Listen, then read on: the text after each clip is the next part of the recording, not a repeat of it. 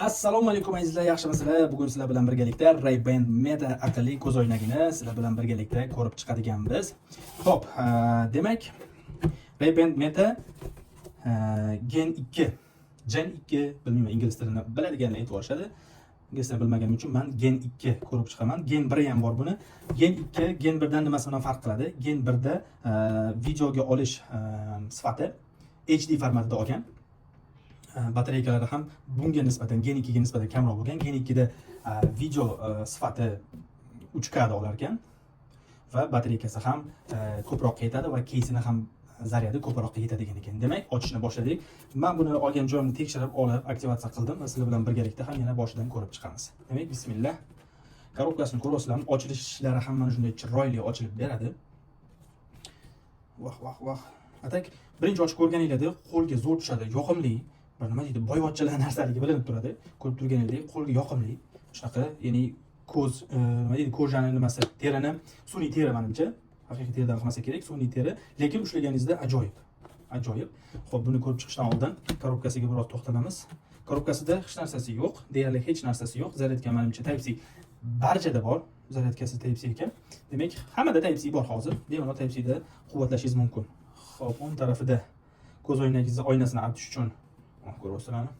Brend nomi tushirilgan Ray-Ban Meta. Yoqimli albatta, ko'z o'ynakka artish uchun ajoyib, sifatli mato. Xo'p, chap tarafida esa hozir ko'ramiz. Demak, qog'ozlar, bir so'z bilan aytganda, makulatura desak ham bo'ladi. Barcha tillarda qanday nima qilish, cho'kichi hamma biladi buni. Xo'p, bunisi qanday quvvatlash, qayerdan o'chirib yoqish to'g'risida qisqacha instruksiya. Bilmadim bu nima ekan. Xullas, makulatura. Shu bilan bo'ldi, boshqa hech narsa yo'q. Adashmasam, bo'ldi, hech narsa yo'q. Endi korobkani bir chetga suramiz va ko'z o'ynakni o'ziga to'xtaladigan bo'lsak, ochganinglarda mana shunday ko'z o'ynak sizlarni kutib oladi. Ochib ko'ramiz. Demak, umuman to'xtanglar mana.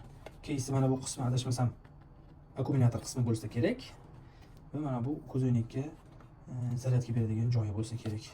Xullas, aytganimdek, shu ushlaganingizda qo'lga yoqimli g'ilof. Xo'p, endi ko'z o'ynakka o'ziga keladigan bo'lsak, ko'z o'ynak 3 xil oynali bo'lar ekan. Birinchisi, ya'ni shaffof, xuddi men olganimdek shaffof. Ikkinchisi xameleon, ya'ni tusini o'zgartiradi. Yorug'ga chiqqaningizda qorayadi, qorong'iroq joyga kirganingizda esa mana shunday oqarib bo'ladi va uchinchisi qora ochki, ya'ni quyoshdan himoyalovchi qora ochki ekan. Menga mana shunisi ma'qul keldi. Sababi xameleon, ya'ni tusini o'zgartiruvchi ham yorug' joydan qorong'i joyga kirganingizda ma'lum bir vaqt kerak bo'ladi. Mana shunaqa prozrachniy holiga, ya'ni shaffof holatga kelishiga srazu kelmaydi. Ya'ni momentalniy deymiz-ku, qisqa vaqt ichida mana shu holga kela olmaydi, baribir vaqt kerak bo'ladi. Shuning uchun menga oq yoqdi. Shuning uchun mana shunisini men oladigan bo'ldim. Keyin o'lchamlariga keladigan bo'lsak, buni bir nechta o'lchamlari bor ekan. Agar siz qo'pol qilib aytganda kallangiz o'rtacha me'yorda bo'ladigan bo'lsa, ko'plarni ochkilar sizga to'g'ri keladigan, ya'ni ko'z o'ynaklari sizga to'g'ri keladigan bo'lsa, 50 razmer olganingiz juda yaxshi. Chunki bu 50 menga ham ko'plarga to'g'ri kelgan 50-razmer to'g'ri keldi.